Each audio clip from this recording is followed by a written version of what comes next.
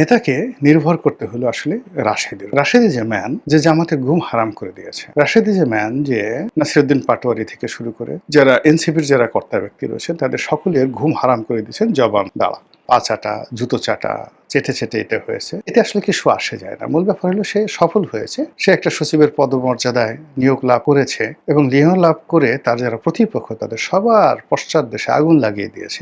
রাজনীতিতে যে প্রবলেমগুলো বর্তমানে দেখা দিয়েছে বা অতীতে কেন জনাব তারেক রহমান সাহেব তার দলের এত মানুষকে বাদ দিয়ে তিনি কেন পার্থ, তিনি কেন নুরু, তিনি কেন জুনায়েদ সাকি, রাশেদ, এই যে একটা গ্রুপ আছে, জেমস গ্রুপ, রত্নের একটা group, A group of James, তাদেরকে তিনি কাছে টেনে নিলেন। সামহাও তিনি তাদের সাথে এমন কিছু শেয়ার করতে পেরেছেন যেগুলো তিনি তার দলের নেতাকর্মীদের সঙ্গে শেয়ার করতে পারেননি, ইনক্লুডিং মি, আমার সঙ্গে শেয়ার করতে পারেননি। আমরা নিজেদেরকে যতই পণ্ডিত ভাবি না কেন, জ্ঞানীগুণী ভাবি না কেন, আসলে আমার নেতা বা আমাদের নেতা সেটাকে কতটা ওজন করেন, কতটা মূল্যায়ন করেন তার উপর নির্ভর করে। এখন এখানে ধরেন শামসুজ্জামান দুদু, আসাদুজ্জামান রিপন, বরকতুল্লাহ ভুলু, তারপর শেষে রুহুল কুদ্দুস তালুকদার দুলু, আসাদুজ্জামান দুলু, এরকম আরও অনেকে আছেন, অনেকে আছেন। এই শহরে যারা দীর্ঘদিন ধরে রুহুল কবির রিজভী থেকে শুরু করে আরও ধরেন ১ ডজন, সে হাবিবুর নবী খান সোহেল বলেন, এমনকি যে শহীদুল ইসলাম বাবুল কৃষক লীগের নেতা, এরকম যারা আছেন যারা রাজপথে খুবই সরব ছিলেন, অনেকগুলো মামলা মোকদ্দমা খেয়েছেন, কিন্তু সামহাও যে তাদের সঙ্গে নেতার যে সম্পর্ক, এমনকি নয়নের কথা ধরি, নয়নের কথা চিন্তা করেন, যুবদলের নয়ন। তো মূল ব্যাপার হলো যে নেতার কাছে মনে হয়েছে যে তিনি এই তার দলের যে সমস্ত লোকজন আছে তাদের চাইতে অন্য যে গ্রুপটি আছে, পার্থ, সাকি, ববি, রাশেদ, নুরু, তাদের সঙ্গে তার অ্যাডাপশনটা, যোগাযোগ, কথাবার্তা মোর ফ্রেন্ডলি। তারা নেতার ইঙ্গিত বুঝেন, কথা বুঝেন। এটাই মানে এই সময়টাতে পুরস্কার দেখে বোঝা যাচ্ছে যে নেতা তাদেরকে পছন্দ করেন। এখন নেতা তাদেরকে কেন পছন্দ করেন, কি পছন্দ করেন, এটা বোঝার জন্য আপনাকে শেখ হাসিনার জামানাতে ফিরে যেতে হবে। শেখ হাসিনা খুব অকথ্য, অশ্লীল এবং অশ্রাব্য ভাষায় গালাগাল করতেন তারেক রহমান সাহেবকে।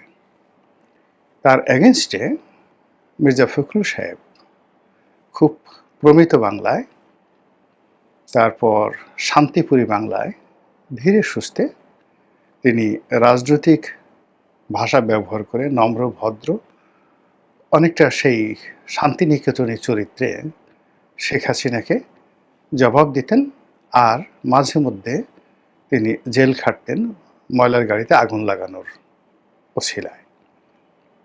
তো এইভাবে অনেকেই বিএনপির যারা নেতৃবৃন্দ রয়েছেন তারা কেউ শান্তিপুরী, কেউ কলকাতার ভাষায়, কেউ যাকে বলা হয় শান্তিনিকেতনের ভাষায় এভাবে কথাবার্তা বলতেন। এটা নেতা চাইতেন না। নেতা চাইতেন শেখ হাসিনা যেভাবে বলছে ঠিক সেভাবে তার একটা উত্তর দেওয়া আছে, এবং সেই উত্তরগুলো সে নুরুর মুখ দিয়ে শুনত, নুরুর মুখ দিয়ে শুনতো। এজন্য তিনি নুরুকে ভালোবাসতেন, নুরুকে ভালোবাসতেন। আবার ধরুন এই যে ক্ষমতায় আসছে, ক্ষমতায় আসার পর এখন তাকে নিয়ে, তার পরিবারকে নিয়ে যে সমস্ত নোংরা খেলাধুলা হচ্ছে, যে ধরনের কথাবার্তা বলা হচ্ছে, দলের পক্ষ থেকে সত্যিকার তো ওইরকম নেতা যা চায়, নেতা যেভাবে এক্সপেক্ট করে ওইরকম না কোনো মুগুর, না কোনো মানে যাকে বলা হয় কাউন্টার জবাব, এরকম কিছু হচ্ছে না। দলের কোনো লোক ওইভাবে পারছে না। ফলে কি হলো, নেতাকে নির্ভর করতে হলো আসলে রাশেদের উপর। রাশেদ ইজ এ ম্যান যে জামাতের ঘুম হারাম করে দিয়েছে। রাশেদ ইজ এ ম্যান যে নাসিরুদ্দিন পাটোয়ারি থেকে শুরু করে যারা এনসিপির যারা কর্তা ব্যক্তি রয়েছেন তাদের সকলের ঘুম হারাম করে দিয়েছেন জবান দ্বারা। এবং এই কাজটি তিনি পদপদবি পাওয়ার আগেই তিনি এই কাজটি করেছেন। যদিও তার প্রতিপক্ষ সবাই তাকে পা চাটা, জুতো চাটা, চেটে এটা হয়েছে। এতে আসলে কিছু আসে যায় না। মূল ব্যাপার হলো সে সফল হয়েছে। সে একটা সচিবের পদমর্যাদায় নিয়োগ লাভ করেছে এবং নিয়োগ লাভ করে তার যারা প্রতিপক্ষ তাদের সবার পশ্চাৎদেশে আগুন লাগিয়ে দিয়েছে। এটাই রাশেদের সফলতা এবং নেতা খুব খুশি যে মূলত এখন মানে আমাকে গালাগালি করবা আমার পরিবার নিয়ে বা আমার কোনো একটা বিষয় নিয়ে তুমি যাকে বলে কথাবার্তা বলবা, এটা নিয়ে এখন আর তোমার সময় নেই। এখন তুমি রাশেদ তোমারে যা কিছু বলে এটার জবাব দিতে দিতেই জান চলে যায়।